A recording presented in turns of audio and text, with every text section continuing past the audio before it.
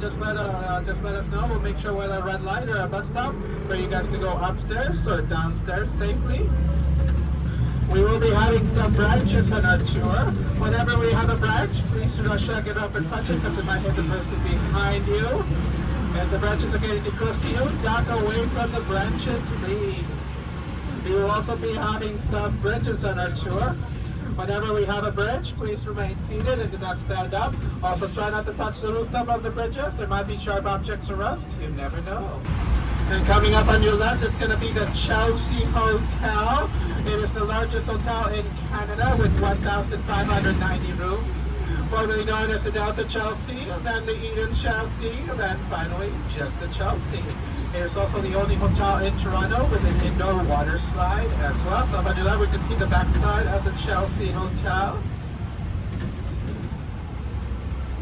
Largest hotel in Canada. Now, Toronto is also the finance capital of Canada, where the Toronto Stock Exchange can be found. Finance is one of our biggest exports. Toronto is also the third largest English-speaking theater district in the world, only after London, England, and New York City, USA. So we have a very big theater scene in our city. We're going to be passing lots of theaters in our tour. Most of these theaters, they're part of Burbage Productions. Burbage Productions is the largest theater company in North America.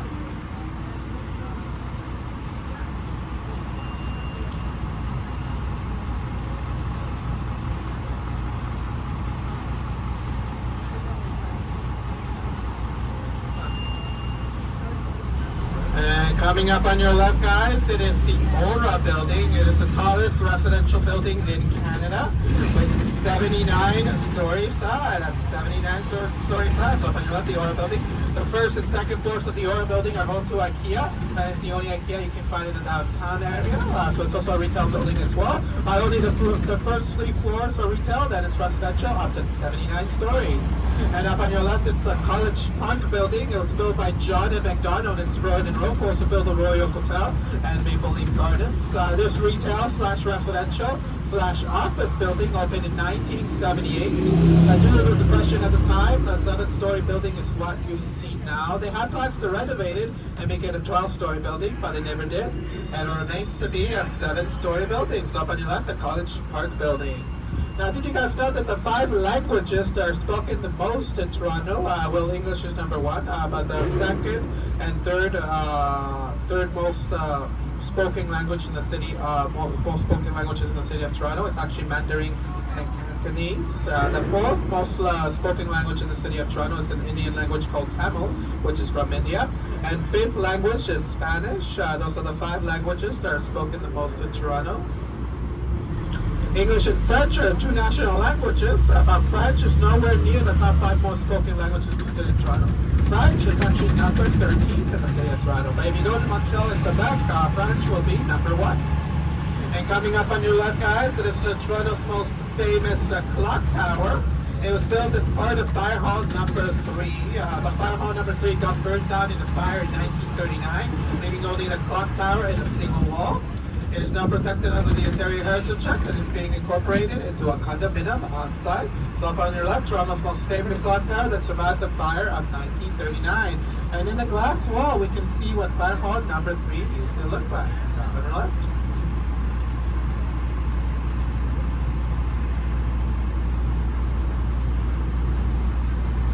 So we're now on our way to bus stop number 2, Wellesley and Yonge. Is anyone hopping off of bus stop number 2, Wellesley and Yonge? No? Alright, no stop request. Now, Wellesley and Yonge is very close to Church in Wellesley. Church in Wellesley, did you guys know that Church in Wellesley is home to the Village? It is Toronto's largest LGBTQ plus neighborhood and community. Canada also has the largest celebration of LGBTQ plus culture in the world, known as Pride. It lasts the entire month of June. So right now, we are in Pride Month right now, and it is June, so it is Pride Month in Canada. So here it is, so Wellesley and Yonge. If we start walking 7 to 10 minutes to the right, a couple blocks to the right, we will hit Church in Wellesley, which is home to the Village. So we're now since we are now in Yonge Street. Did you guys know that the Yonge Street used to be in the Guinness World of Records as the longest street in the world. But because they renovated Yonge Street a little bit up north, they made Highway 11. So Yonge Street would stop and start back again in a different lane. They took the Guinness World Records down. But Yonge Street is still one of the longest streets in the world. It is a total of 1,896 kilometers long. It will take you a total of 6 days to travel all of Yonge Street by car, and it goes all the way into the Minnesota-Ontario border. So it goes all the way north by Yonge Street. But you don't have to go all the way north just to get to the United States of America. If you travel 150 kilometers southwest of Toronto, we will hit Niagara Falls, and that will be the border between Niagara in Canada and Niagara in the USA. And we also do our Niagara Falls day tour tickets as well, guys. We're doing our Niagara Falls day tours as well. So we do tours to the Niagara Falls. It includes Niagara Falls, Niagara on the Lake, and the winery. If you guys are wanting any Niagara day tours, just so allow our bus ambassador know that it's downstairs. So we'll gladly do the transaction for you for Niagara Falls.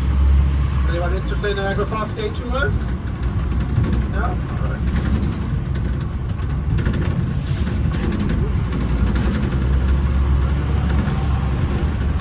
So we're now going to be passing the CAA Theater pretty soon. Now the CAA Theater is formerly known as the Panasonic Theater. It got renamed the CAA Theater in December of 2017. And it's a 700-seat theater, part of Mervish Productions Company. And up on your right, the CAA Theater. Here it is. Up on the right, the CAA Theater.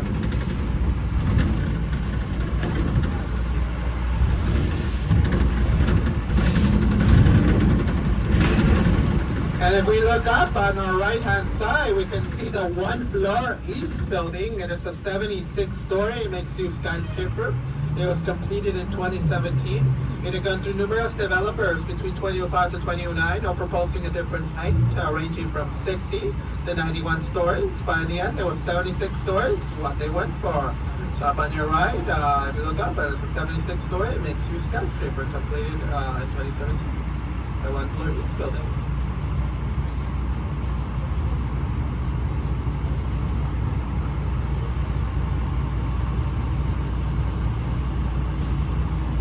Coming up on your right, guys, it is the oldest postal office in the city of Toronto.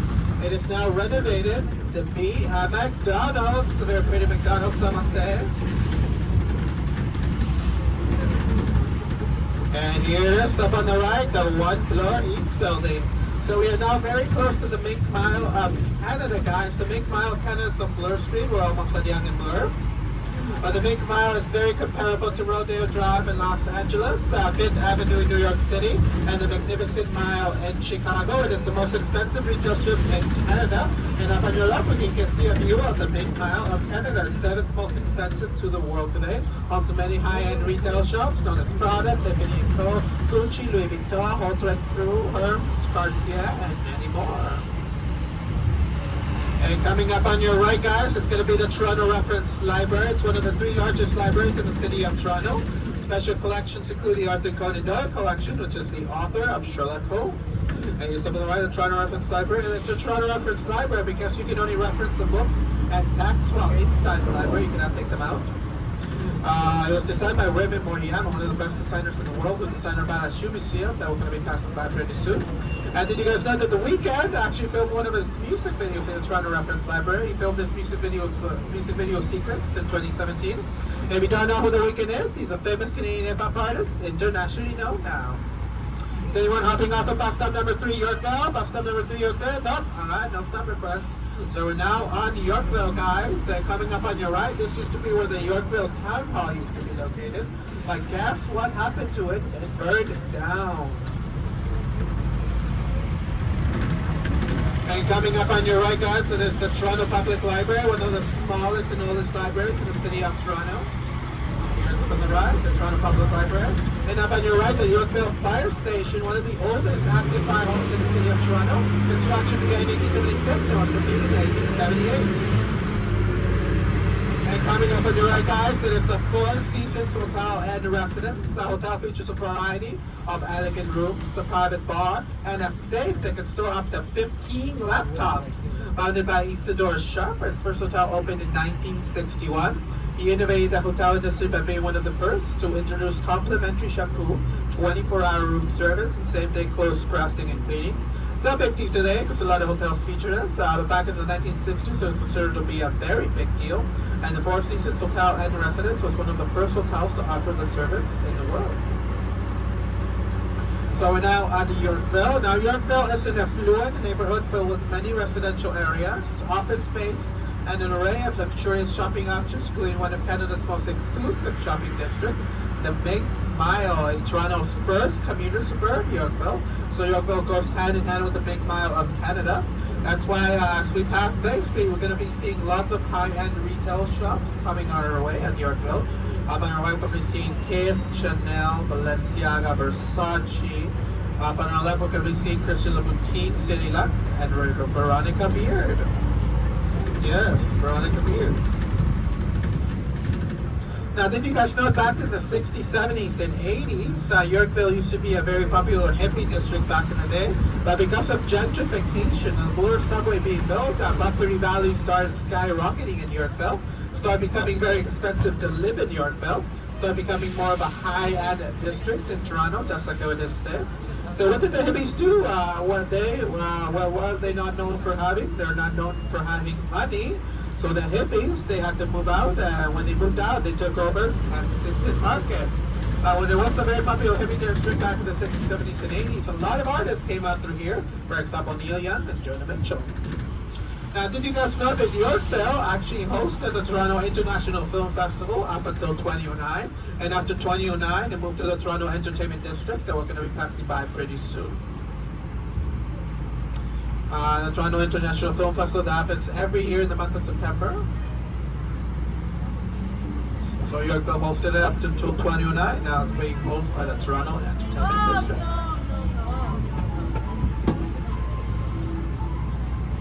Yorkville is also a district that belongs to the Annex as well. We're going to be seeing the main Annex pretty soon, but the Annex is one of Toronto's elite and upper class neighborhoods. So Yorkville is also one of the Toronto's elite and upper class neighborhoods.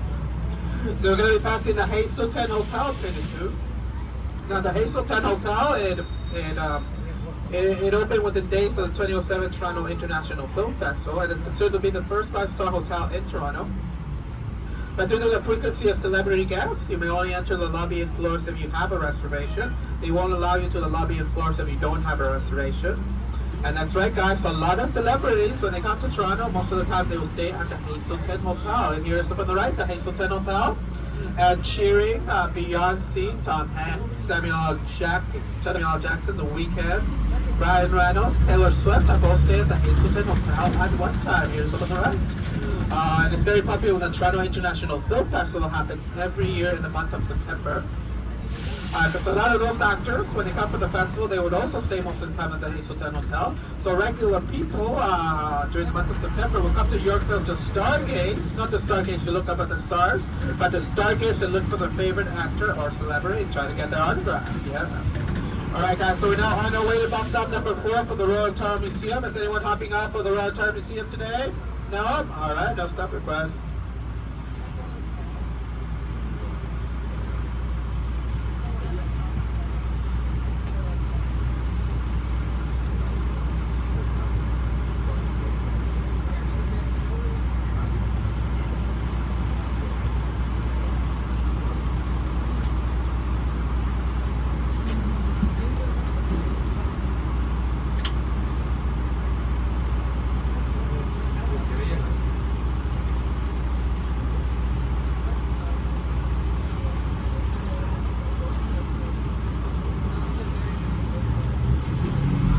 Here we go.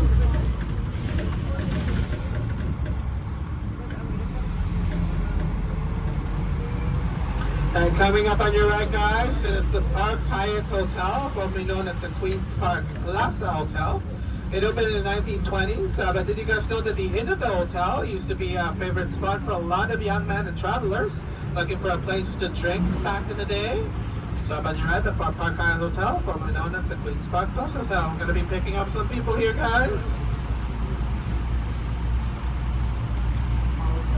And coming up on your left as we move further down Bloor Street, once we pass Bloor Street, coming up on your left, we're going to be seeing another view of the Mink Mile of Canada, the most expensive retail strip in Canada.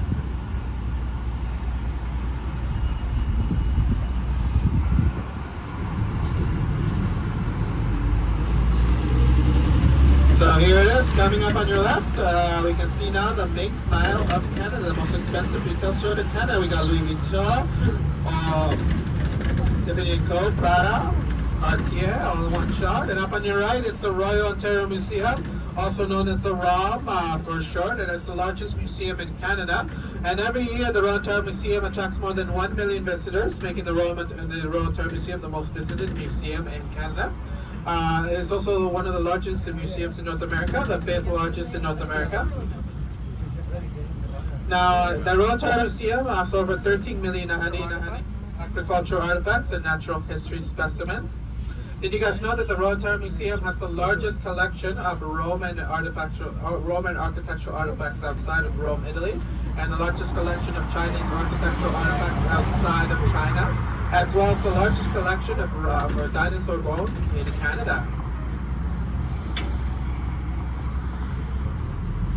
So we're now on Queen's Park, guys. Queen's Park is part of the University of Toronto campus, so we're part of the University of Toronto campus as well. Queen's Park was named after Queen Victoria. You can find every tree that resides in the province of Ontario at Queen's Park. And it's also the first municipal park in Canada. And up on your left, we can see the heart of Queen's Park. Now, University of Toronto campus is one of the best public universities in the world, and it's Canada's top university. It is also Toronto's largest university. There are 3 campuses to University of Toronto campus. This is the St. George campus in the downtown area, the one we're in right now. The other 2 campuses are located in the Scarborough area of Toronto and the city of Mississauga. The city of Mississauga is part of the Greater Toronto area.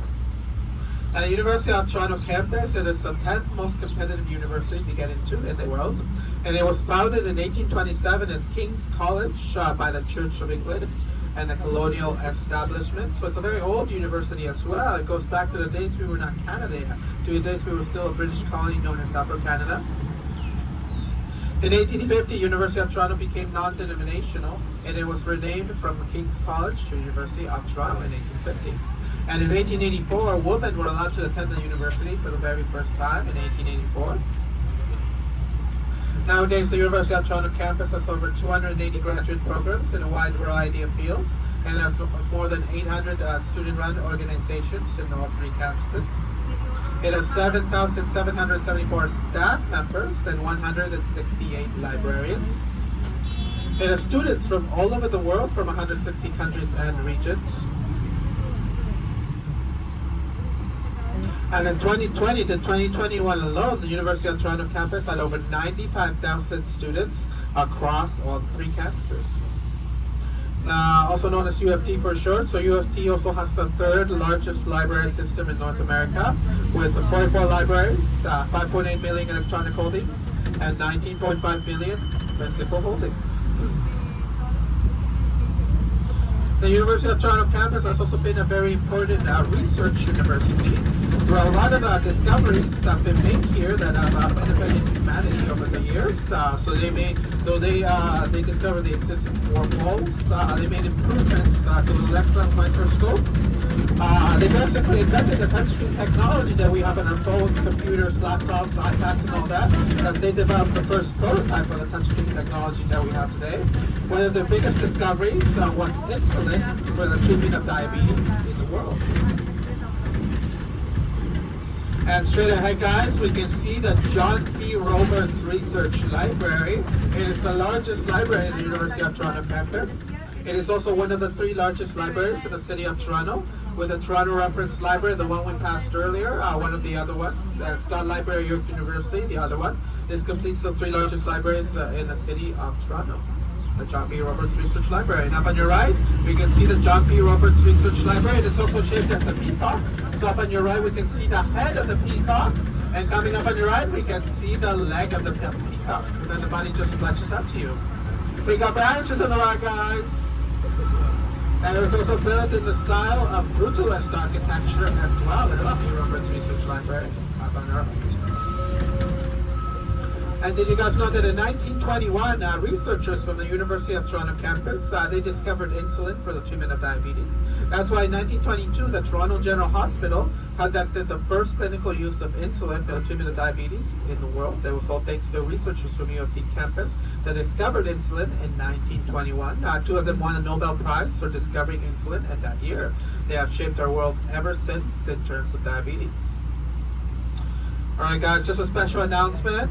Just so you know, we also sell discounted attraction tickets as well to a lot of Toronto's tourist attractions. We sell discounted attraction tickets to Casa Loma, the Bata Museum, the CN Tower, the Royal Tower Museum, the Davina Dali exhibit, the Hockey Hall of Fame, the Yonge-Dundas Ontario, and Little Canada. You'll be saving around $4 to $5 on some tickets or 10% on others, and they're valid for 6 months, so you can go there anytime. So is anyone interested in any discounted attraction tickets? You know, go to Casa Loma, CN Tower, Royal Tower Museum. No? Alright.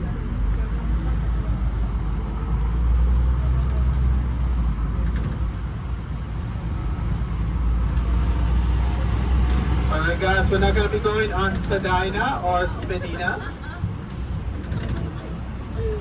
We're going to be getting first wave of branches, guys. We got branches on the right, middle, and left. Please be careful. Daco wave needed. We got branches. We're going to be getting second wave of branches, guys, coming out. Middle, left, and right. Second wave of branches. Daco wave needed. We got branches. Alright guys, we're also doing our boat tours around the Toronto Islands as well. Our boat tours are happening from 12 to 5 today at every hour, 12 p.m., 1 p.m., 2 p.m., 3 p.m., 4 p.m., and 5 p.m. at every hour. It's a 45-minute to 50-minute tour, boat tour around the Toronto Islands. You get beautiful views of the city that way, and beautiful views of the Toronto Islands. And because you guys are there's a regular price is $25, but because you guys have a hop-on, hop-off ticket, we're making a special offer for only $10 per person. You can get the boat tour around the Toronto Islands. And the good thing about the boat tour tickets, they don't expire. So if you don't make it today, you can go tomorrow as well. So yes, anyone interested in boat tour around the Toronto Islands? $10 per person, $10.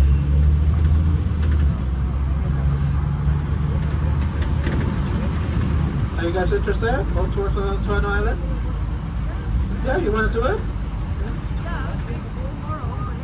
Yeah, they're valid for any time, so you can use them tomorrow as well. So yeah, Bus Ambassador, Josu, Bus Ambassador, you coming? No, there he is. Okay, yes, okay. So yeah, boat tour on the Toronto Islands. Yes, boat tour.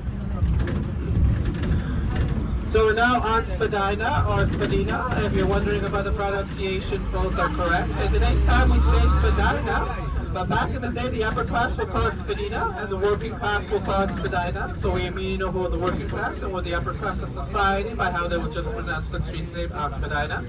Unfortunately, the upper class saying of Spadina did not stick. The working class became victorious in that matter. That's why in today's time, we only say Spadina.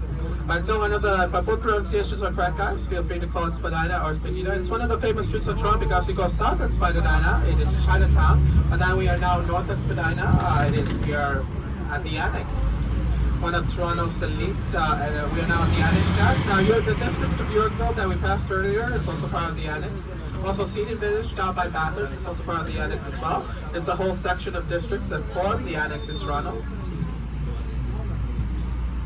Now, we're passing the main Annex, but keep in mind, guys, the main Annex is not just one street, it's a whole section of streets as well, so not just Spadina. We're passing the Spadina part of the Annex. Now, the Annex is one of Toronto's elite and upper class neighborhoods. Now, you may ask yourself, how can this be a rich neighborhood? Since most of the houses look older, and it's because the Annex residents are keen on preserving the neighborhood's history. In the 1930s, the Annex Residents Association was established, and they continued to preserve and improve the distinctive character of the Annex. The neighborhood is characterized by its large Edwardian and Victorian homes, all built between 1886 and 1910 for the city's wealthiest citizens. And then you guys know that Ryan Reynolds, one of our famous Canadian actors, David Suzuki, the environmentalist, Rachel McAdams, one of our famous Canadian actresses.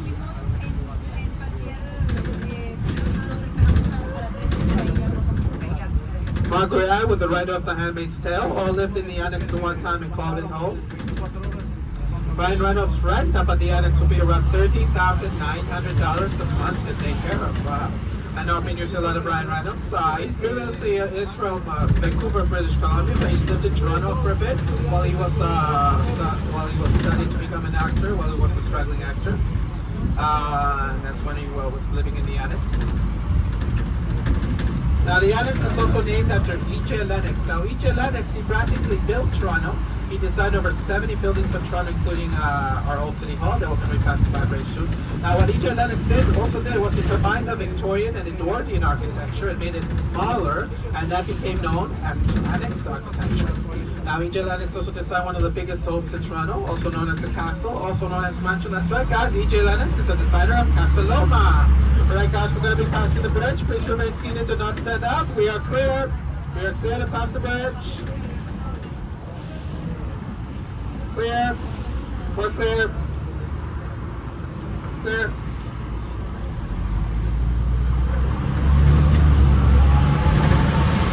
Now we're now seeing Casa Loma in the distance. We're starting to see the Norman and Scottish towers of Casa Loma. Casa Loma became a tourist attraction in 1937, but it was once the largest private residence in Canada. And Casa Loma is Toronto's only famous castle, but it's still not considered to be an actual castle because of technicality. No one from the royal family has ever lived there, so apparently some of the royal family have to live in a castle in order to be considered a castle.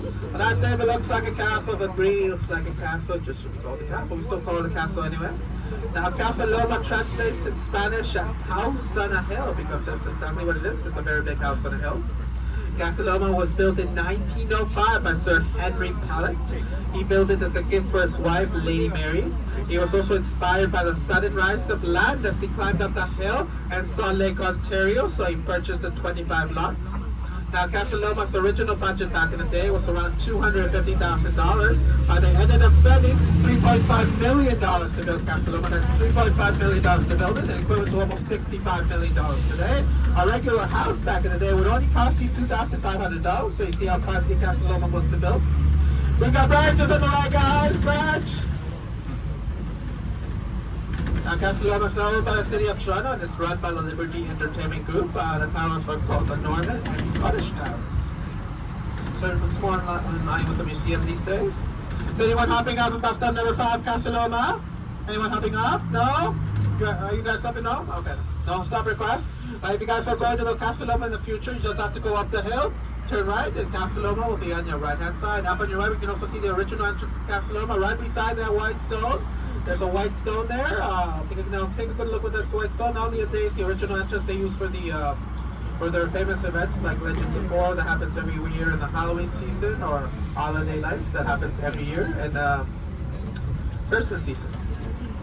All right, we're just picking some people here, guys. Be right back. All right, we're now on our way. So we're now going to be going through the Disney view of Casa Loma. It is considered to be the Disney view of Casa Loma because the Norman and Scottish towers resemble Disney World in the view. There's going to be 2 Disney views to Casa Loma, all coming up on your left-hand side pretty soon. So if you guys want to get your phones ready, feel free to get your phones ready. Yes. Yes, let's go slow in the Disney view, bus driver. All right, I'll let you know when I'm going to be calling it out. There's going to be 2 Disney views to Casa Loma, all coming up on your left-hand side. Alright. It's the next one, yes, the next one. And coming up on your left, guys, it is going to be the first Disney view of Casa Loma. Here it is up on your left, guys, the first Disney view of Casa Loma. There it is, the first Disney view. And after these set of trees, we can see the second Disney view of Casa Loma. Here it is up on your left, the second Disney view of Casa Loma. Let's go slow. There it is, second Disney view. Yeah. Alright guys, now Casa Loma has 98 rooms, 59 telephones, 30 washrooms, 25 fireplaces, 2 secret passageways that are used for the escape rooms of Casa Loma. A lot of fun the escape rooms, I definitely recommend. Alright guys, we're going to be passing the bridge one more time. Please remain seated, do not stand up. We are clear. Clear. We're clear.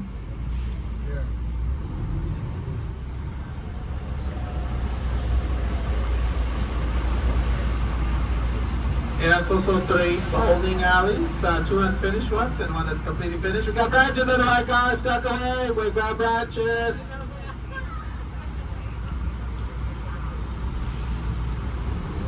Branches, guys, stuck away, guys. Branches, stuck away. Chaos in the oven, picking up the cooking and tire off. So the tunnel system at Casa Loma leads to the hunting lodge, stables, and carriage of Casa Loma. So it's a very big place. When Henry Powell was living in his home, guess how many people only lived there? 3. There was just 3 people, Henry Powell, his son, and his wife, because Henry Powell did not have any family members living in his home while he was living there. So it was an entire mansion, an entire castle for just 3 people. You can easily get lost there back in the day. Now, Henry Powell, he was responsible for bringing hydroelectricity to the city of Toronto. So for the time he did this, he actually owned his own hydroelectricity company. He would charge every home for electricity, just like we do today. At one time, Henry Powell was one of the most wealthiest citizens in Toronto. He was actually the first employer to employ a chauffeur, a driver in the city of Toronto. Now, Casa Loma, a lot of movies have been filmed in Casa Loma over the years. It's been a very popular film destination. Movies like Scott Pilgrim vs. the World with the biggest star Michael Cera. A lot of the X-Men movies were filmed in Casa Loma. The Tuxedo with Jackie Chan. One of the most recent movies that was filmed in Casa Loma was Beauty and the Beast, the live-action version with Emma Watson and Luke Evans. They actually have a wax museum dedicated to all the actors and stars that have been in Casa Loma filming their movies. So they'll have a wax figure of Patrick Stewart, Hugh Jackman, Vin Diesel, Jackie Chan, and so on. If you guys visit Casa Loma, I definitely recommend visiting their wax museum as well. Also, outside of their cafeteria is decorated with all the movie posters and all the movie clips of all the different movies and TV shows that have been filmed in Casa Loma. Alright guys, is anyone hopping off of bus stop number 6, the Spadina and Bloor? Nope. Alright, no stop request.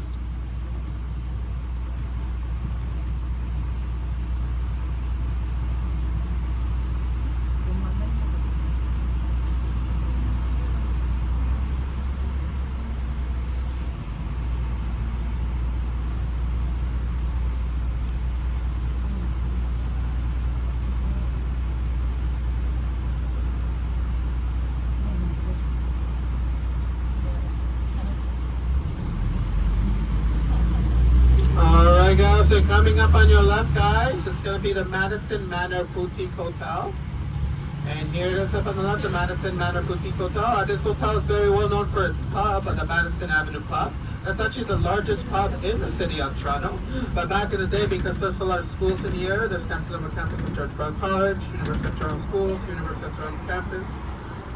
We even had another school back in the day called Rochdale College.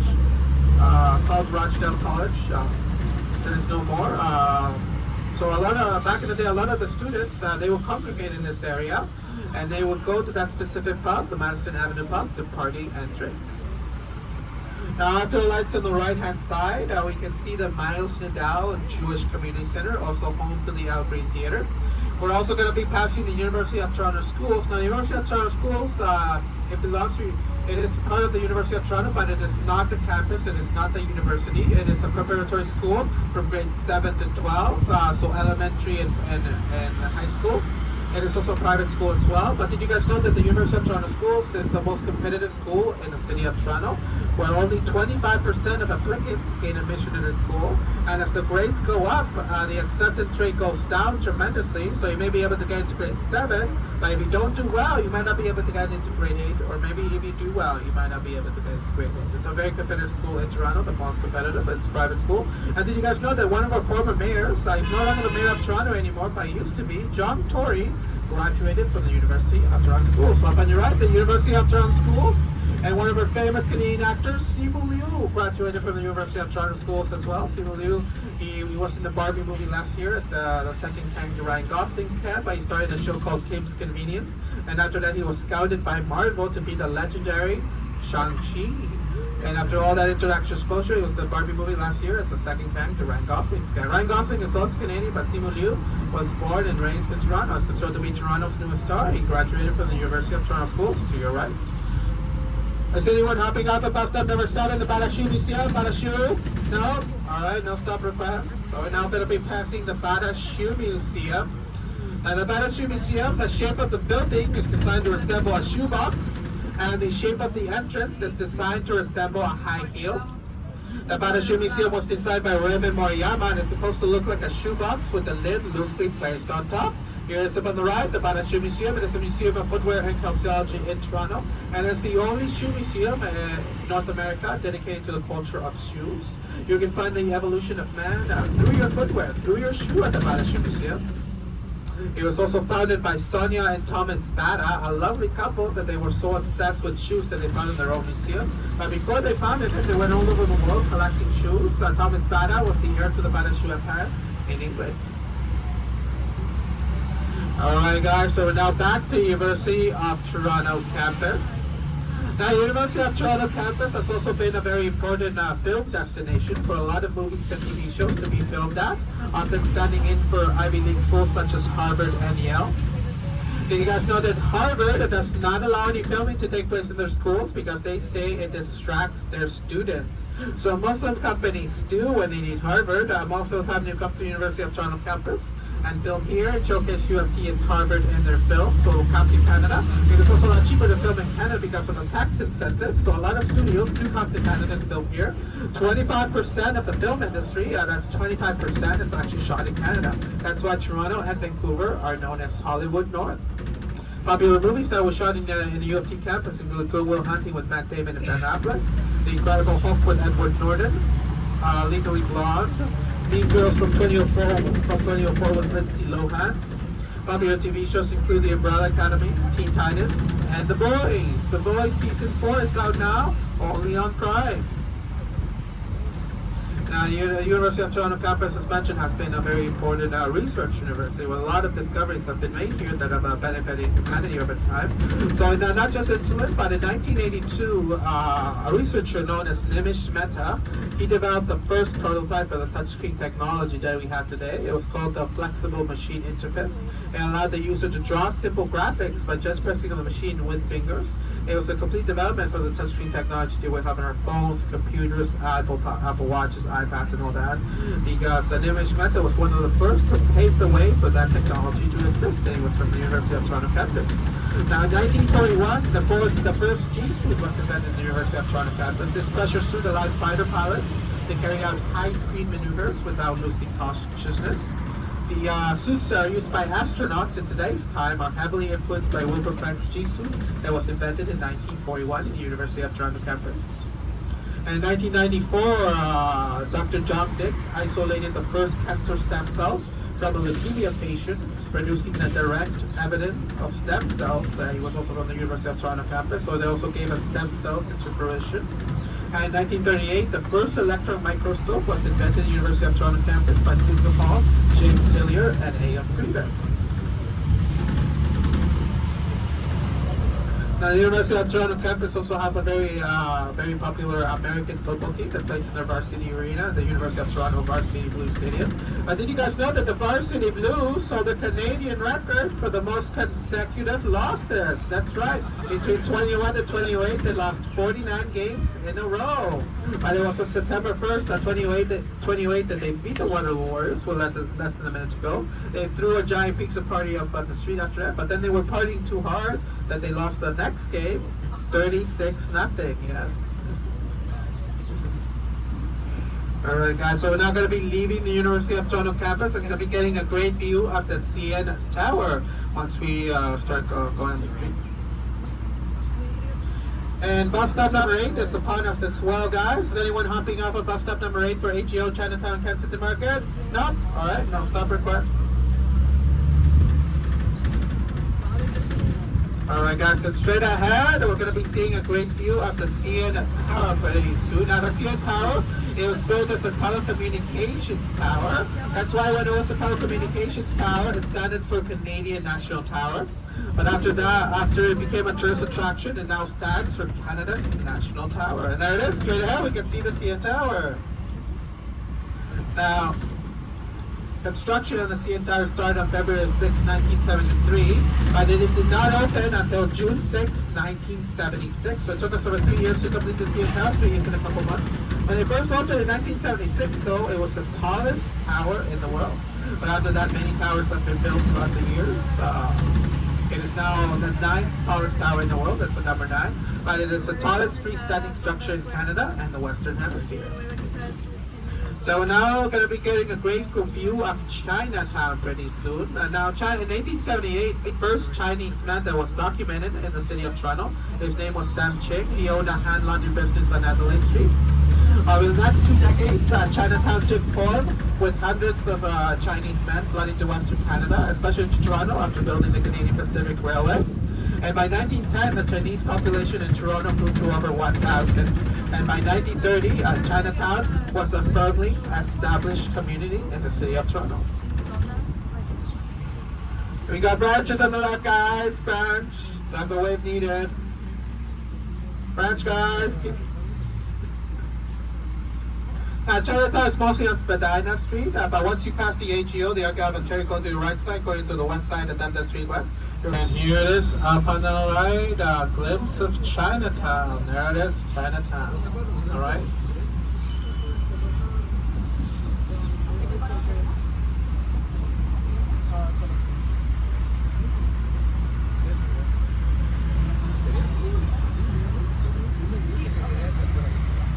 Here is coming up on your right, the Art Gallery of Ontario with the Gallery of Italia above the main entrance of the Art Gallery of Ontario. There it is, up on the right. One of the largest art museums in North America. I'll be picking up some people, guys. I'll be right back.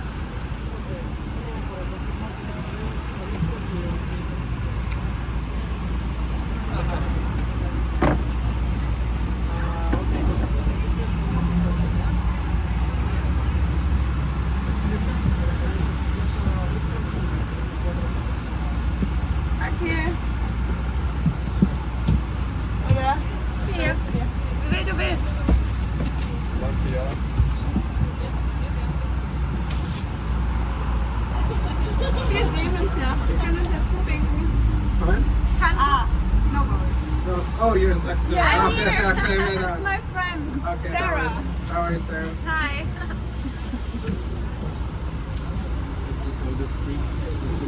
Alright, guys, we're back. And we're going to be seeing Jumbo the Elephant pretty soon. Jumbo the Elephant from the movie Jumbo. Richtig viel am Bauen hier, gell? Überall Kräne und das ist auch noch nicht fertig. Jumbo. Wollen wir nochmal deine Sonne drin haben?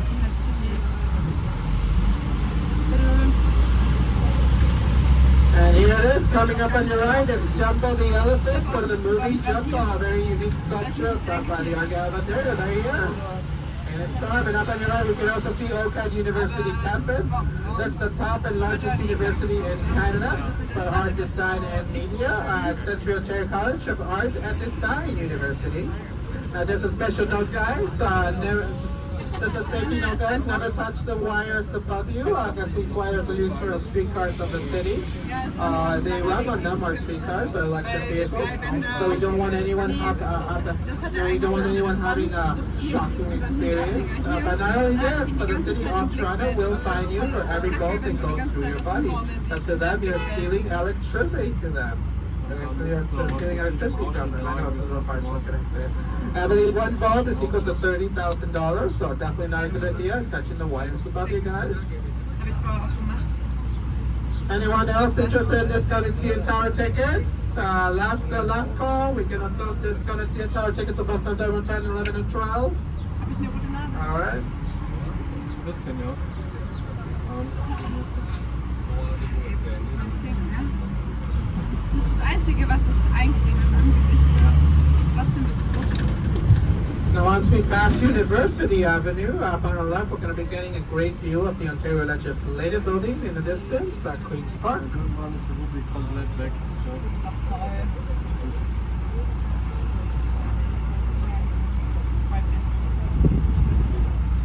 Mich auch.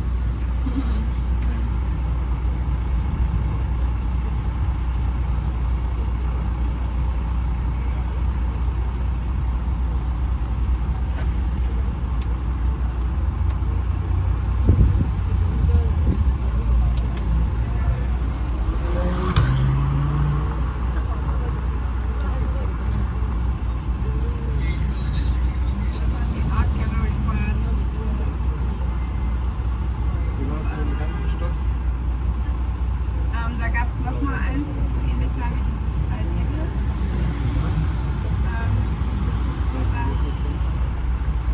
Ich habe es fotografiert. And here it is coming up on your left, the Ontario Legislative Building on Queen's Park. There it is.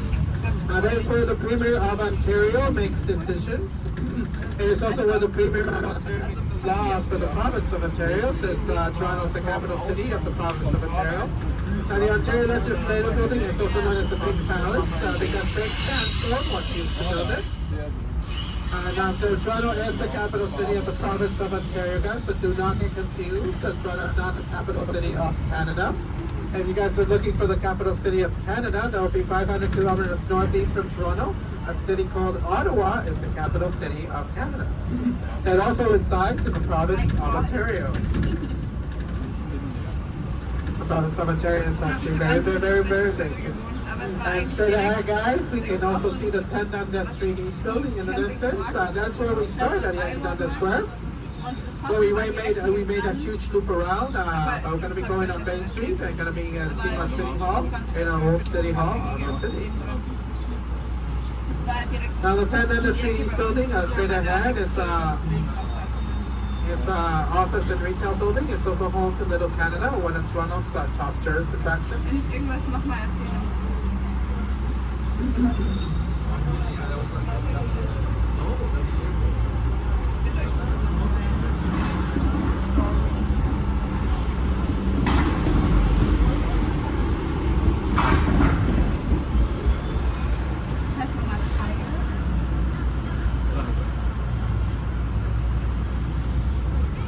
And straight ahead, guys, if you're in need of auto parts and home appliances, Canadian Tire is the place to go. And coming up on your right, guys, it's our City Hall of the city, our current City Hall. It is the fourth City Hall that was built in the city of Toronto. It was completed in 1965, and in 1965 it attracted over 75,000 visitors to our City Hall. Here is to the right. The building features two curved towers of asymmetrical height that cradle the Oyster Council chambers. When you view it from above, it does look like an eye. That's why I got the nickname, the Eye of the Government. So, alright, our City Hall, our fourth City Hall that was built in the city of Toronto. And coming up on our left, it's our own City Hall. This is the third City Hall that was built in the city of Toronto. It was built by the man himself, E.J. Lennox, who designed over 70 buildings in Toronto, including Casa Loma. He designed and built our own City Hall between the years of 1889 to 1899. So it took him a full 10-year period, but he built it in a way to combine a city hall and a courthouse. And we also can see our clock tower of our old city hall. If we look up, so we can see the clock tower of our old city hall. Now the clock tower first rang in the year 1900 on December 31st at midnight, marking the turn of the century. It has rang ever since. Nowadays it is the courthouse for the Ontario government. That's what our old city hall is used for now. If anyone hopping off at bus stop number 9 for Nathan Phillips Square, bus stop number 9, Nathan Phillips Square, you guys are hopping off, we got stopping price for bus stop number 9, Nathan Phillips Square. To the people leaving us, thank you so much. If you guys really like the tour, like to contribute, feel free. We do have a tip jar downstairs by the bus tour. And here it is, bus stop number 9, Nathan Phillips Square. Save the up, guys.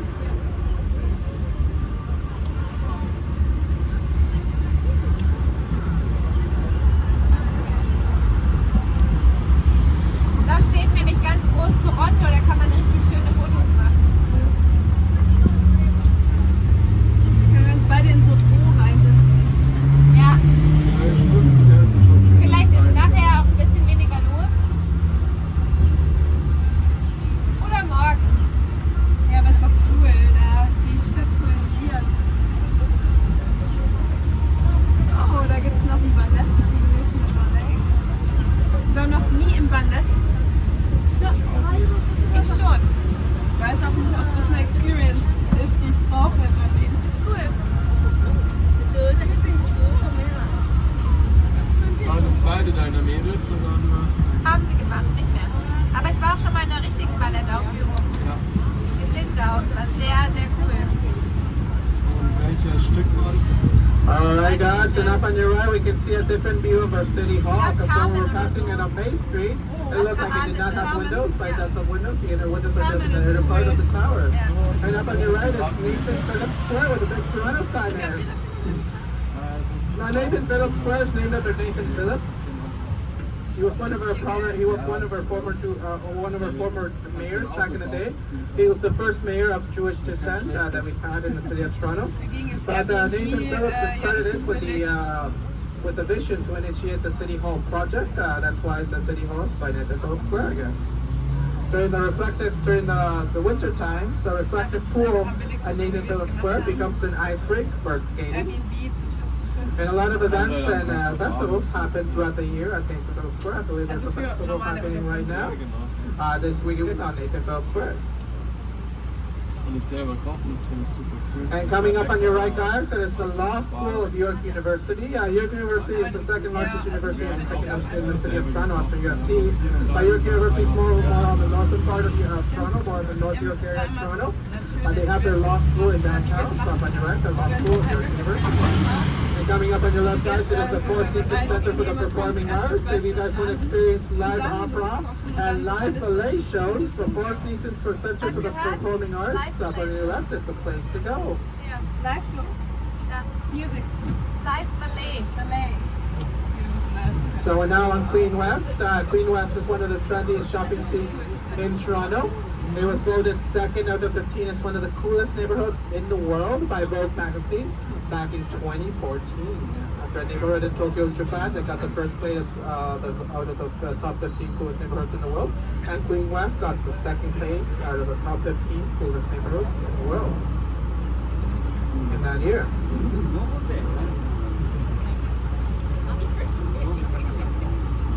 Das Gebäude finde ich cool. Mit dieser Spitze oben. Das so ein Türmchen, wie ein Türmchen aufgebaut ist. And coming up on your left, guys, it's going to be a statue of Adam Beck. Here it is, the statue of Adam Beck. Adam Beck was one of the most prominent politicians back in the day. He believed that electricity should be free as air, so he brought free electricity to the city of Toronto. For a time, we did not have to pay for electricity. It was all cost of Adam Beck. There's actually a power generating station dedicated to Adam Beck in Niagara Falls. It's one of the many that powers the province of Ontario. And up on your right, guys, it is the Rex. If you want to experience live jazz and blues, the Rex. And Queen West also has a lot of other multicultural restaurants as well. Up on our left, we can see Bombay and a lot of other Indian restaurants. And up on your right, a Korean grill house from Korea. Oh, die Kreuzung ist auch verrückt. Ja, gell? Das sieht man in Tower. Now today my cousin, he was trying to do a Vin Diesel stunt move. And up on your left, guys, to get a beautiful view of the entire because you want to take pictures, feel free. Ich finde, das ist echt voll gut. Now today my cousin, he was trying to do a Vin Diesel stunt move out of the East Wall building. He came out horribly well. He actually crashed his car. He was able to get out safely, but his car's now stuck in the East Wall of the building. And up on your left, guys, it's my cousin's car stuck in the East Wall of the building. Okay, that's I'm just joking. It's not my cousin's car, but that's one of the most striking aspects of the Bell Media building. It's a news truck bringing out to the East Wall of the Bell Media building on your left. Originally known as the City TV Live Eye trucks, they say whenever the wheels are spinning, the recording is happening inside the studio. And astonishingly, OCAP students from the top University of Art, Design and Media in Canada actually helped design the news truck bringing out the East Wall of the Bell Media building. Hey, Nati. Now the Bell Media building is home to CTV and Much Music, and it's also the Crave headquarters in Canada. So it's also the headquarters of our Crave streaming network in Canada. Das liegt And we got daran, dass promotion das for Eurocup, Euro 2024 up on your left, happening in Germany from June 14th to July 14th, the whole month of Euro, guys. Das ist Stoff, du darfst nicht mehr halten. And we see a lot of promotion outside of the building, outside the Bell Media building for our Crave streaming network as well. Going to be seen for a special type of promotion coming as we completely turn. The Bell Media building is named after William Bell. He is the one who created the telephone and is also home to our Hier gibt es ein Eiscafé. CTV and Much Music. Das Eis sieht sehr gut aus, weil da 100 Leute Wir sollten anstehen. in Little Italy Now up on wahrscheinlich your dieses Jahr left, you auch. get a promotion for Crave's new show haben wir coming nicht so out viel June Zeit für 16th, sowas. The House of the Dragon Season 2. It's coming out tomorrow, guys. So we're now at the Toronto Entertainment District. Back in the day, everything entertainment was found in one area. We got branches in the right, guys. Branches. Everything in Toronto. We're now at the Toronto Entertainment District. Everything in back in the day, everything entertainment was found in one area. So this area, Toronto, became the Toronto Entertainment District. This area was revitalized by Edwin Mirvish when he first bought the Royal Alexandra Theatre in 1963 and began developing the clubs in the surrounding neighborhood. After neighborhood started getting more residential over the years, the nightclubs started to get banned because of loud noise to make the place from the neighborhood. Back in the 1980s, the Toronto Entertainment District was also known as Clubline of Canada. It had over 100 nightclubs running at the time. We can now find the nightclub on the west side at King Street West. We still have stadiums, bars, fitness, festivals, restaurants, all at the Toronto Entertainment District. A popular festival that happens every year at Toronto Entertainment District is the Toronto International Film Festival. It's one of the largest film festivals in North America. It is also the second largest film festival in the world after the Cannes Film Festival in France. It is also the only film festival that is open to the public. So that's once you get your tickets online or in person, if there's available space, you might actually be one of the lucky ones to sit right beside the actor, or right beside the director, or star of the crew of the film, and do this because they want to see the audience response to their film.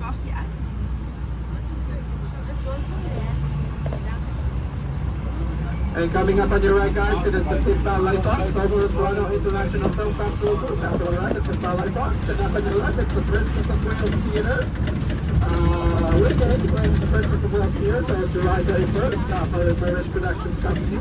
Now, the Princess of Wales Theatre, along with the Pittsburgh Lightbox, as well as the Scotiabank Theatre, the Roy Thomson Hall, and the Royal Alexandra Theatre are the 5 theatres the Toronto International Film Festival uses for the festival every year when it happens in the month of September. The Toronto International Film Festival is also known as the Good Luck Film Festival. There's a lot of movies, so once they get streamed at Toronto International Film Festival, and then they get released everywhere else, they get to win awards, they get to win awards, Oscars and Oscar nominations. Last year, The Holdovers got screened in the Toronto International Film Festival, the movie with Paul Giamatti, and it got released everywhere else. And in the 96 Academy Awards, The Holdover won the Best Supporting Oscar for Best Supporting Actress to Joy Thompson. Alright guys, so we're now on our way to bus stop number 10. Keep in mind guys, if you guys are going to the CN Tower or Ripley's Aquarium, bus stop number 12 will be the best stop. Yes. Bus stop number 10 is taken to the Metropolitan Convention Center, Union Station. Having said that, is anyone hopping off the bus stop number 10?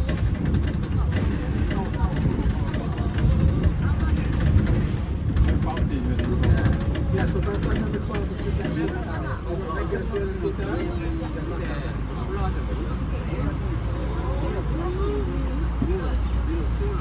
And coming up on your left, guys, it is the CBC building, the Canadian Broadcasting Corporation building. Fun fact, the red part you see up in the windows, the red crosses, those are made of rubber. And they're made of rubber because they're supposed to stop the sound of the studio from going outside. I don't want it to be too noisy. The Canadian Broadcasting Corporation building consists of the national and regional English and French language radio doing elementary broadcasting services. This is the English headquarters for the CBC building, but if you're looking for the French headquarters, they'll be in Montreal. So last minute calls, everybody stay in the bus, correct? Alright, no stop request. For the boat. Boat? That's 13 though. No, it's only one for the boat. Oh, does anybody have tickets for the boat tours around the Toronto Islands? Yes. You guys have boat tours? Yes. You already have tickets? Yes. They already have tickets. How many Yes. people? 3. Does anyone else want tickets for the boat tour around the Toronto Islands? $10 per person.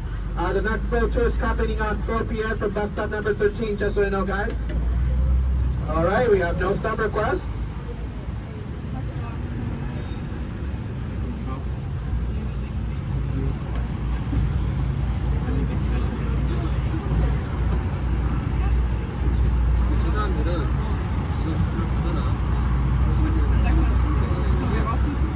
Ja.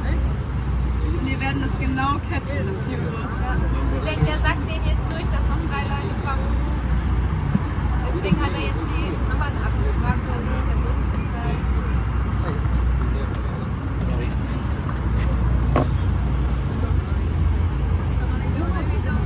Dass sie uns vor Ort 3 Plätze freilassen, weil die werden ja vor Ort auch Tickets verkaufen. Ja. Dass sie dann uns nicht mehr Aber ich glaube, die quetschen da einfach alle rein. noch. Einer geht Oder man zieht sie einfach hinterher. In so einem Gummireifen. Ich habe eigentlich vorher erwartet, dass die Kugelschreiber, als er erwähnt hat, dass die EM übertragen wird und dass die Deutschland Oh, ich stattfindet. war schon. Alright, we're back, Ich dachte guys. so, wir schreien gleich We have on your right, guys, it is the Metropolitan Convention Centre. It is Canada's largest exhibition space. Canada's largest convention facility. In North America, it's the leading convention facility, covering over 2 million square feet. It has 2 buildings, 77 meeting rooms, a lot of auditoriums, 2 ballrooms, and a 1,232-seat theater. It houses the Fat Expo in August, houses Comic Con in March, and houses the Auto Show in February, the Metropolitan Convention Center. Also dieser Cube, der da rausguckt, den And coming up on your right, guys, it is the Intercontinental Hotel. This is a hotel where a lot of big-time politicians and presidents, they would come, when they come to Toronto, they would stay here because it has a bulletproof suite, and it's the only hotel in Toronto with a bulletproof suite. So presidents like Barack Obama, George W. Bush, all stay at the Intercontinental Hotel at one time. Up on your right, because of its bulletproof suite. Boy, das ist hart. That reminds me a lot of the Continental Hotel from the John Wick series. There's the Continental. Both of the names rhyme, I guess. I promise you guys, there will not be any shooting. Das ist Fassade. Fassade. Das ist keine Tragestelle. Weil sonst, wenn du das abfangen musst, das ist so eine Reflexion.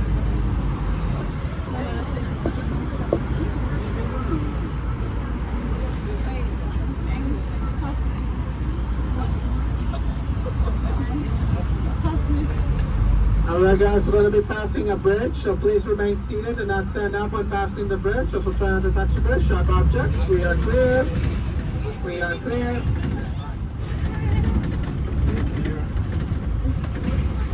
Sag mal, halt dich zurück. Ja, okay. Clear. Okay.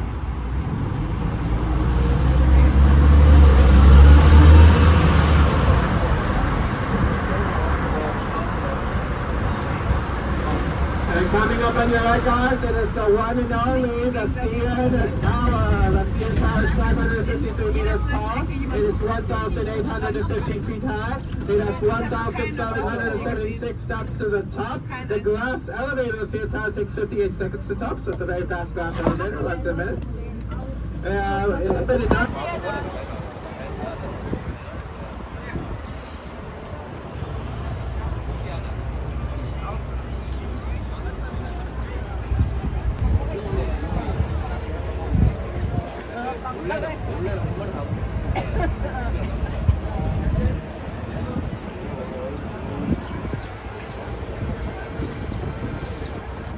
Baseball team, the Toronto Blue Jays. The Toronto Blue Jays is their only Major League Baseball team in Canada right now. So they're basically the best team and the worst team at the same time. Yes. Back in the day, it used to be the Toronto Blue Jays and the Montreal Expo, but now the Montreal Expo, they do not exist anymore. They got moved to Washington and they became the Washington Nationals. That's what happened to them. That's why the Toronto Blue Jays is their only Major League Baseball team in Canada right now. So up and around the Rogers Centre. Now, before it changed its name to the Rogers Centre, it was formerly known as Sky Dome. It opened in 1989. But it was formerly known as Sky Dome because of its dome, its retractable rooftop, and you can find the rooftop of the Rogers Centre. It takes 20 minutes to open and 20 minutes to close, and you cannot interfere with the process in between. So let's say someone accidentally opens it and they need to close. They gotta wait 20 minutes, then another 20 minutes to fully close it, because you cannot interfere with the process in between. When they had just first launched the dome of the Rogers Centre, it was a Blue Jays game at the time, formerly known as Sky Dome. People were so excited having a retractable rooftop that they were screaming, "Open the dome! Open the dome!" So we opened the dome, but because it was our first time using it, we forgot to check one thing. We forgot to check the weather. And it turns out that it was raining and pouring really hard that day, and you gotta wait 20 minutes until it fully opens. And then another 20 minutes until it fully closes because you can't interfere with the process in between. So within those 40 minutes, people got soaked and wet. That's why for every Blue Jays game that we have nowadays, we'll have a weatherman or a weatherwoman predicting the weather. We learned from our mistakes. And up on your right, guys, I love churros. Best churros in the city. Alright guys, we're now in the Harbourfront area of Toronto, and coming up on your right, we're going to be in the distance, we can see the Billy Bishop Commercial Airport, the smallest commercial airport in Canada. Up on your right, located at the island of Hackman's Point. And up on your right, the Toronto Police Marine Unit in charge of providing food and supplies for the Toronto Islands. And coming up on your right guys, a beautiful view of Lake Ontario with the Toronto Islands. If you guys want to take pictures, feel free. So we're now on the way to bus stop number 13 for the Harbourfront. Is anyone going to be helping out? You guys are helping out? Alright, we got stopper bus. Yes. To the people leaving us, thank you so much for joining the tour. We hope you have an amazing day in the city of Toronto. I'll let you know it's safe to hop off guys, we're almost there. And if you guys really like the tour, I'd like to thank me in a special way. I do have a tip jar downstairs by the bus stop. And here we go. So coming up on your right guys, once we fully turn, it's going to be the Amsterdam Bridge, a little wavy bridge that we can see up on the right. Now this is called the Amsterdam Bridge, but on the Amsterdam Bridge is where the first kissing scene of My Big Fat Great Wedding, the movie, was filmed. It was filmed right on the Amsterdam Bridge on your right. I see a lot of the kids playing there. And did you guys know that Cirque du Soleil's first performance outside of Quebec happened at the Harbourfront Centre? To your right, we can see the Harbourfront Centre. A lot of people don't know this, but Cirque du Soleil is Canadian. They're actually a circus group based in Quebec. They are now internationally known. They will perform in many countries all over the world. But when they were first starting out, the first performance outside of Quebec happened at the Harbourfront Centre in Toronto. And it's Lake Ontario that we see to your right. Now Lake Ontario is part of the 5 Great Lakes of North America. And in order to remember the 5 Great Lakes of North America, you just have to think of one word, one acronym. Where do we all live? We all live in homes, so we just have to think of homes. The H in home stands for Lake Huron, the O in home stands for Lake Ontario, the M in home stands for Lake Michigan, the E in home stands for Lake Erie, and finally the S in home stands for Lake Superior. Those are the 5 Great Lakes of North America, with Lake Superior being the largest out of the 5 Great Lakes. And up on your right, we can see this is a great place to rent a water taxi to go to the Toronto Islands, because you can go to the Toronto Islands. The water taxi will be much more quicker and effective than a ferry, because a ferry can only stop at certain spots, where a ferry can stop at any part of the Toronto Islands, and they can go a lot more quicker as well than the ferry.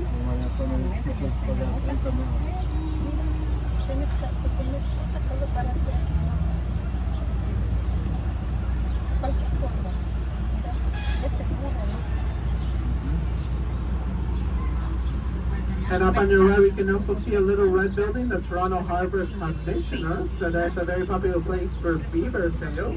Beaver tails being a famous Canadian pastry. It looks like a beaver tail, that's why it's called a beaver tail.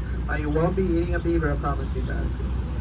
If you guys have a sweet tooth, I definitely recommend beaver tails. Did you guys know that the beaver is actually Canada's national animal, the beaver?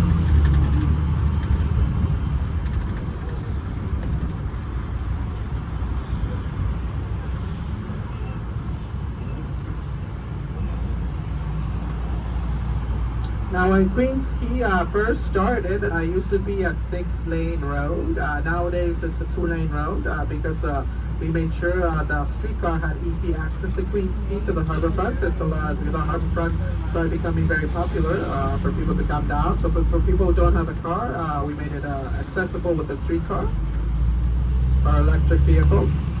We also made a 500-kilometer bike lane that extends from the east to the west of the west side of Queens Quay at the Harbourfront. We also have a 500-kilometer bike lane for people to bike around. So yes, that's why nowadays it's a 2-lane road and not a 6-lane road anymore.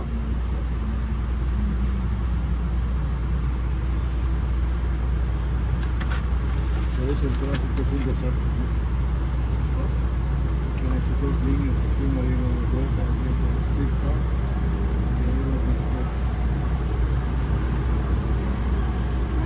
¿Pero las bicicletas es todos los días o solo fin de semana? Não, aí é a bike lane. Pero todo ahí dia. Está toda la área, ¿no? Sim, é todo dia aí. Essa é a faixa de ciclista. Quê? Acho que é mais segura, né? Tem a faixa de ciclista que é só para ciclista. Deveria ser só para ciclista. Esse é o streetcar. Esse é assim. Não, tem vários meios de transporte. Tem gente que tá na bicicleta.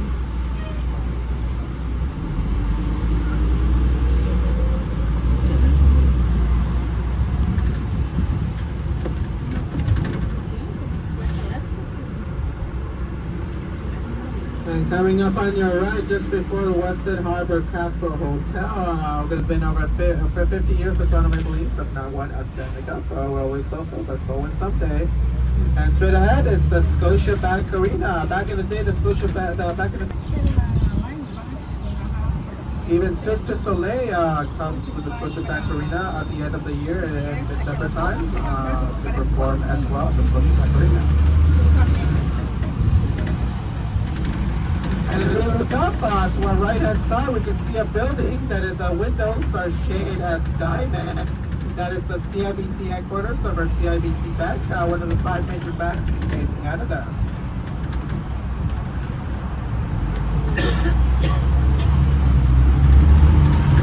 So here we go, up on the left is Scotiabank Arena, and up on your right is CIBC headquarters of our CIBC Bank. Right now it's going to be passing another bridge, so please remain seated and not stand up. Also try not to touch the bridge, sharp objects. We are clear across.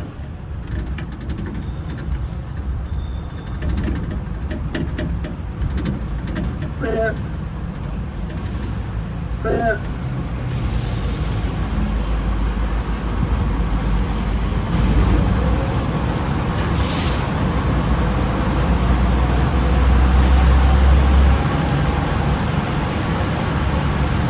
Agora, cara, ele é muito alto, esse ônibus. Olha só, a gente está muito perto da... Alright guys, we're now the financial district of Canada, the financial district of Canada, the financial heart of Canada, home to our major banks and most prominent firms. And after the left on the left hand side, we can see the Royal Bank Plaza building. It is headquarters of the Royal Bank of Canada, the largest bank in Canada.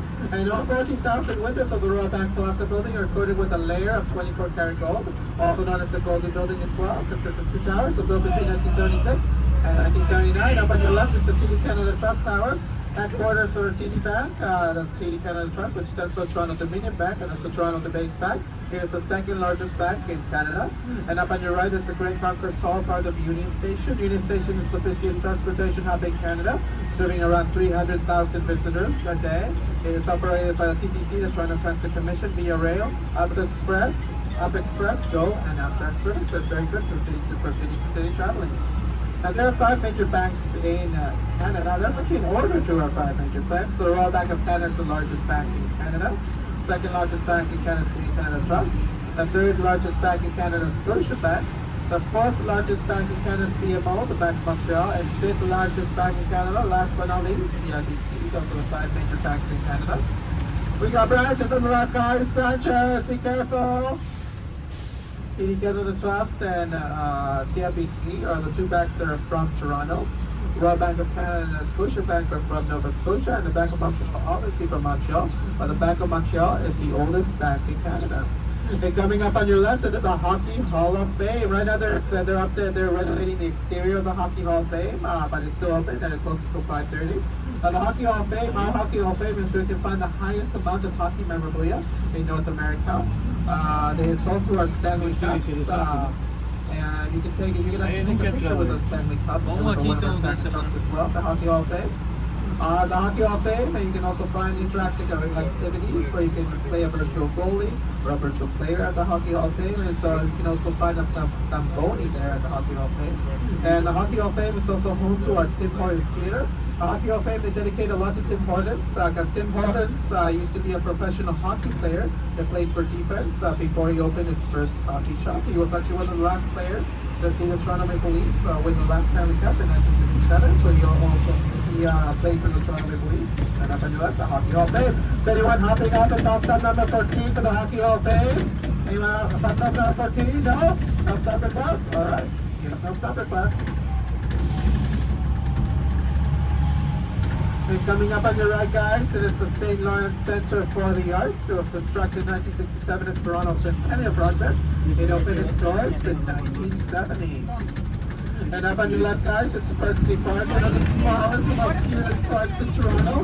There's a dog pond, a dedicated dog, with 27 dog sculptures, 2 bird sculptures, and 2 cat sculptures. Percy Park was named after William Percy, one of the co-founders of Toronto, along with John Percy. Up on your left, guys, it's a very old flat iron building, also known as the Gooderham building, because it was named after George Gooderham. He was the one who built it in the early 1890s. Currently, the flat iron building ranks as one of the most expensive office spaces around in the city, and it's home to prestigious businesses and a small pub in the basement. This is where George Gooderham had his office back in the day inside the flat iron building. So anyone hopping on the bus stop number 15, the St. Lawrence Market? St. Lawrence Market? No? No stop request. And coming up on your right, guys, it is the St. Lawrence Market, one of the top 10 food markets in the world by National Geographic. The main lower levels of the South Market contain over 120 specialty vendors, non-broken freshness and variety. Second floor of the St. Lawrence Market is home to the Market Gallery and exhibition space for the City of Toronto's cultural services. You can buy many foods from all over the world at the St. Lawrence Market. Alright, guys, going to be picking up some people. Please be right back.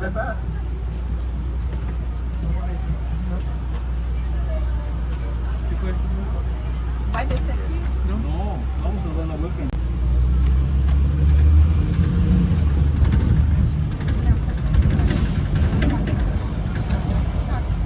So we're now at Old Town Toronto. It's one of the oldest neighborhoods in Toronto, dating back to the 18th century.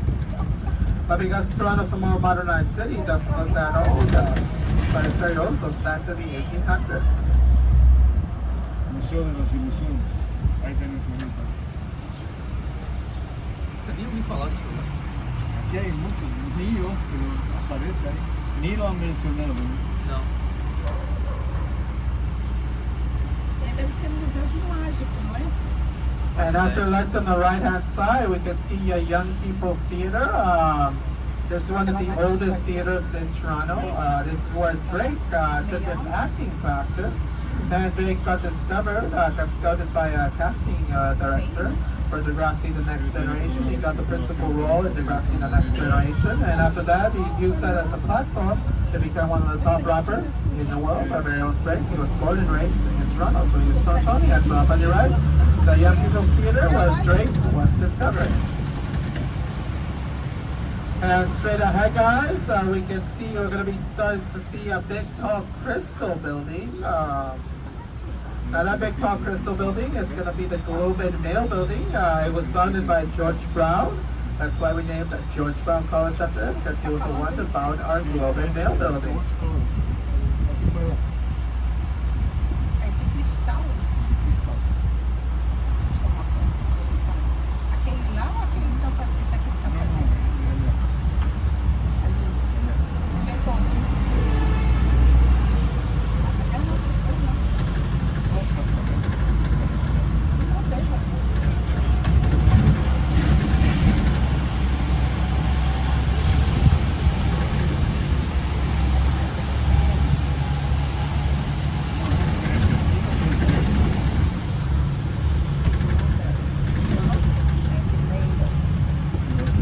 And coming up on your right, guys, it is the Canadian Upper Company. Back in the 1800s, the Canadian Upper Company used the location for it. Used to be a refinery for gas lamps. Back in the day, the city would be running on gas lamps before hydroelectricity. Now after hydroelectricity, it is now the Canadian Upper Company. And up on your left, the Globe and Mail building. And after the lights on the right-hand side, this used to be our original location for our first parliament, our very old parliament. That used to be located in the city of Toronto back in the 1800s or before then. So our very first parliament used to be located in the city of Toronto back in the 1800s or before that. But because of the War of 1812, our parliament got burned down. That's why we had to move it mainland into Ottawa. Now our parliament these days is in Ottawa by Parliament Hill. And nowadays they're actually making a subway station that's going to be part of the Ontario line, where our old parliament used to be located in the city of Toronto.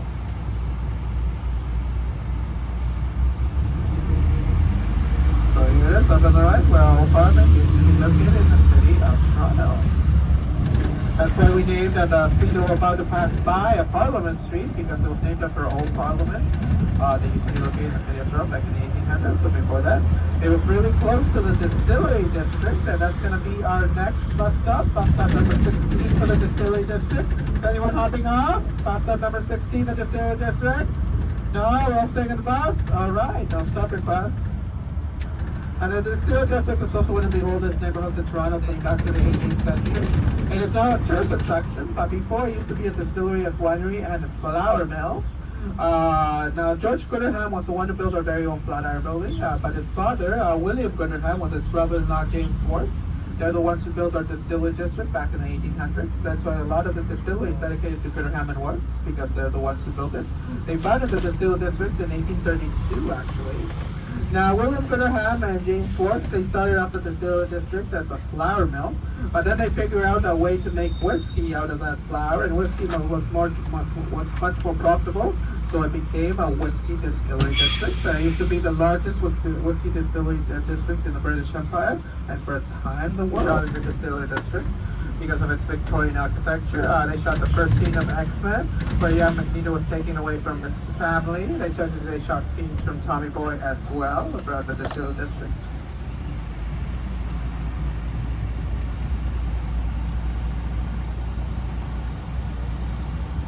Now, one of my favorite restaurants at the Distillery District has to be El Cachín. It's a very famous Mexican restaurant, one of the best in the city from Mexican cuisine. They also have the Cluny, a very well-known French restaurant, where they have the best French onion soup in the city of Toronto. Also, they also have a Japanese cuisine in the Distillery District, and they also have the Medina, one of those well-known Spanish restaurants in the city of Toronto, where they would have wine and champagne that you cannot find anywhere else in the city. Only the Medina has it. The Distillery District also have a lot of art galleries in there. So if you want to take something artsy from the city of Toronto, you can go to one of the art galleries in the Distillery District, get it there, and take it home with you.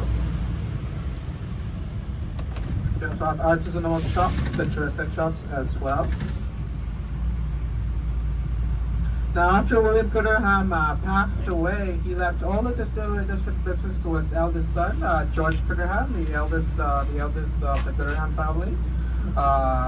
So yes, that is where George Gooderham worked. He owned the Distillery District after his father, William Gooderham. Now, this area is also known as Corktown. It got the name Corktown back in the 1800s. Back in the 1800s, there was a lot of Irish coming into the city of Toronto. There was a big Irish settlement. So whenever the Irish would settle in the city of Toronto, most of the time they would settle in this area, near the Old Parliament and near the Distillery District. That's why we named it Corktown, after the big Irish settlement back in the 1800s. It is still known as Corktown till this day. That's why where Parliament used to be located, that I showed you, they're actually making a subway station there, probably entire line, but it's going to be called Corktown Station because it's right at the heart of Corktown. It is still known as Corktown till this day.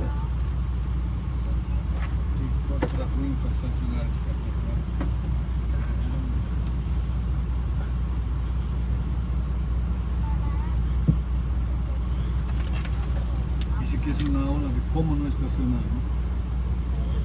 A gente tá esperando esse animal, é? É, horas. Não, o pessoal quer muito animal. Como não estacionar. Não, o cara é um animal. Não total. Não, mas é uma senhora.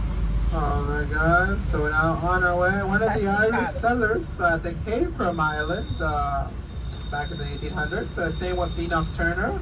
Now Enoch Turner, he was a brewer in the Distillery District, so you know William Gooderham, James Schwartz, and George Gooderham, they actually worked together. But Enoch Turner, he did not agree with the fact that we would pay for our kids to go to school back in the day. So back in the day, we would pay for our kids to go to school, elementary and high school. So Enoch Turner did not agree with this, so that's why he decided to build the first free public school in the city of Toronto, the first free. And that first free public school is the Enoch Turner Schoolhouse that we might be passing by pretty soon. The Enoch Turner Schoolhouse, it is the precursor to the Toronto District School Board that we have today. That's why schooling in Canada is free and mandatory for kids to go to. We don't have to pay a dime for the kids to go to school. That's just a private school, but most schools in Canada are public and Catholic, and they are free and mandatory for kids to go to.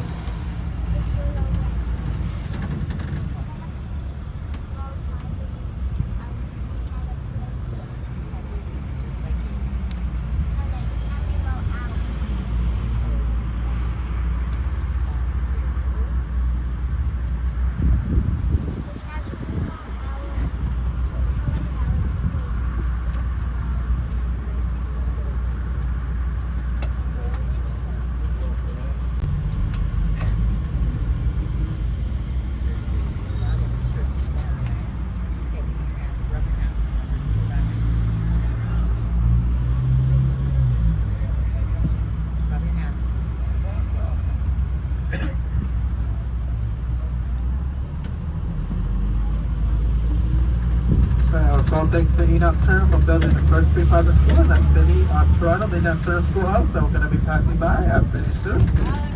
Now George Gooderham, the one who built our Flatiron building, the one who owned the Distillery District, one of his biggest clients in France that he had was actually Al Capone, the American gangster.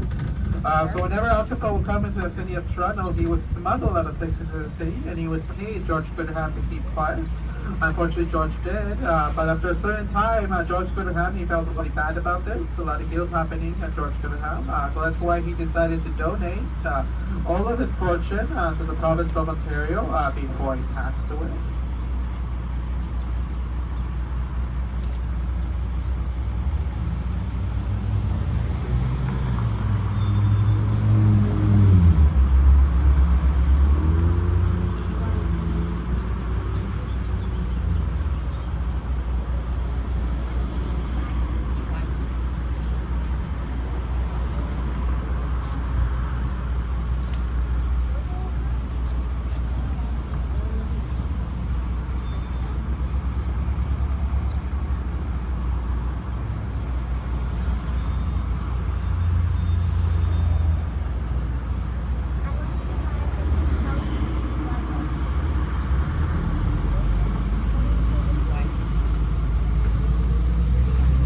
Here we go, guys.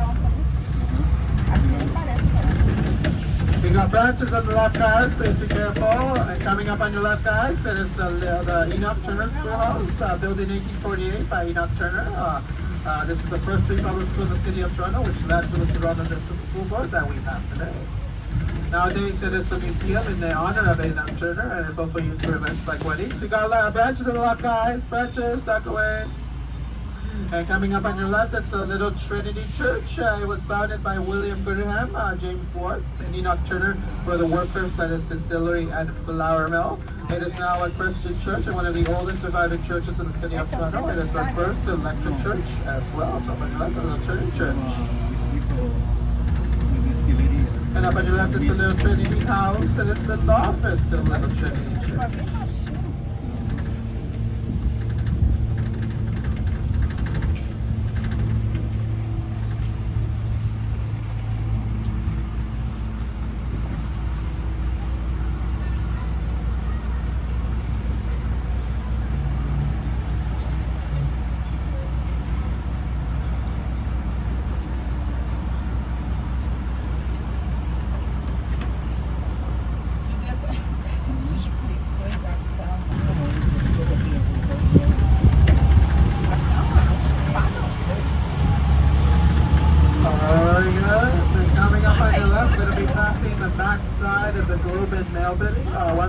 Founded by George Brown. That's why we named George Brown College after him, because he was the one who found our Globe and Mail building. Here's look on the left.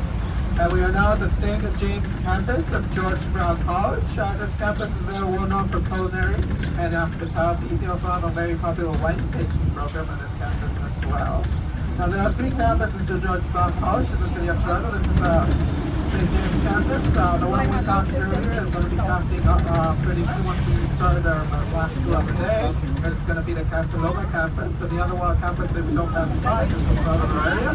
There's the Harbourfront campus. But those are the three campuses at George Brown College in the city of Toronto.